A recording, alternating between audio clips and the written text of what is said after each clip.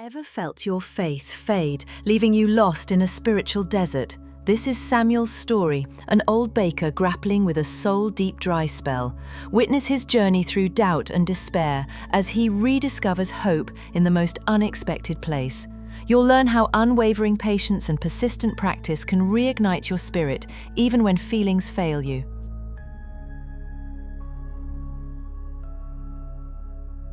Before dawn, the kitchen was filled with the soft glow of warm light, dusted with flour that seemed to whisper the history of half a century. Samuel stood alone, an old baker whose hands were familiar with every nook and grain of the spaces they touched. For 50 years, this kitchen had been his sanctuary. This place was his workshop and his quiet chapel, a place where bread rose and with it hope. But today, the ritual felt empty. His hands moved automatically, following the motions that once danced with joy. His prayers, once vibrant conversations with the divine, now felt like hollow repetitions.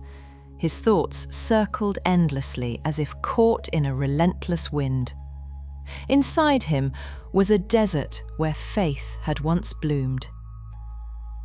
The familiar warmth of the kitchen was now a cold, gnawing anxiety. This spiritual dry spell had lingered for more than a year. Days slipped by, each one more colourless than the last. His heart carried a heavy question. What if this emptiness is not just a season, but the end? What if the faith that kept him steady had quietly aged and died, unnoticed like a forgotten loaf left to stale? The kitchen clock ticked steadily as Samuel prepared his ingredients.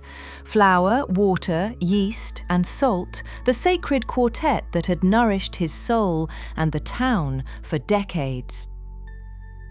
He poured the flour into a large wooden bowl, its texture fine and soft like the memory of better days.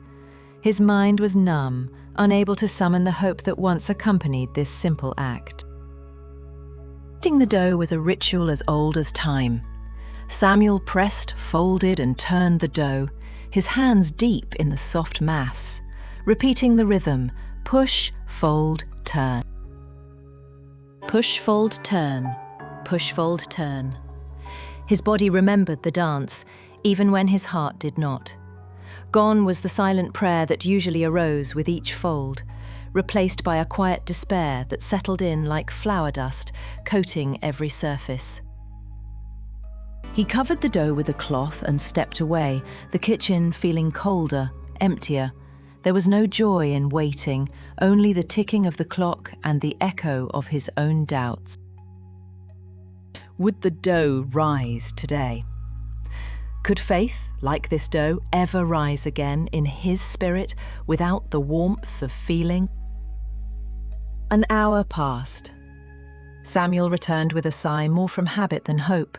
Pulling back the cloth, he saw the dough had doubled in size, plump, alive, changed. It was undeniable. Transformation had come not from his hands or feelings, but from the patient work of time and the quiet power of yeast. A quiet peace stirred within him.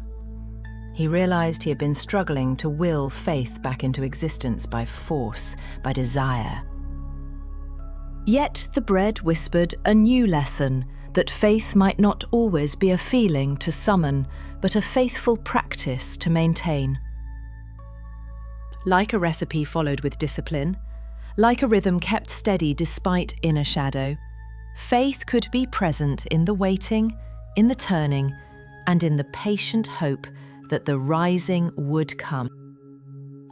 His despair did not vanish, but the sharp edges of anxiety dulled. There was strength in the waiting, in the abiding through dry seasons. He could keep baking, keep living, keep believing, not by chasing feelings, but by holding steady, knowing the rising would come in its own time. Samuel shaped the loaf with care, placing it into the oven. As warmth wrapped around the dough, a quiet promise stirred in his heart. This was not the end. It was simply the second.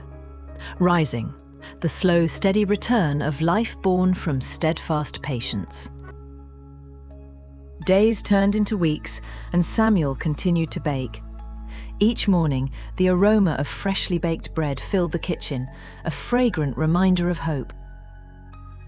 He found himself looking forward to the small, consistent tasks, weighing the flour, mixing the dough, shaping the loaves. These were the small acts of faith that grounded him, reminding him of the beauty and simplicity of life. One day, a young woman came to his bakery, her eyes filled with worry. She confessed that she had lost her way, her faith faltering.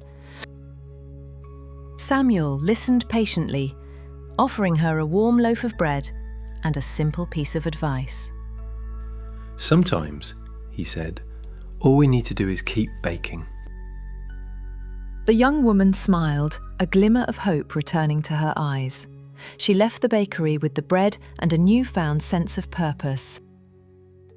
Samuel watched her go, a warmth spreading through his own heart. He realized that his own struggles had not been in vain. He had found a way to turn his own pain into something beautiful, something that could nourish and uplift others.